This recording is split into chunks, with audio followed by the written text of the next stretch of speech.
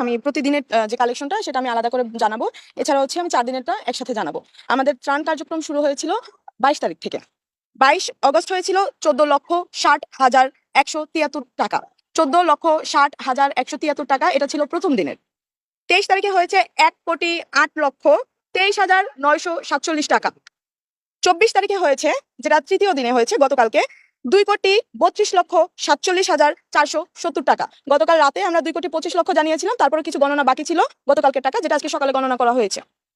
আজকে 25 তারিখে দুপুর 4টা পর্যন্ত যে টাকা এসেছে সেটা গণনা করা হয়েছে। এর পরবর্তীতে যে টাকাগুলো এসেছে সেটা এখনো গণনা করা হয়নি, প্রক্রিয়াধীন। এটা আমরা রাতে জানাবো।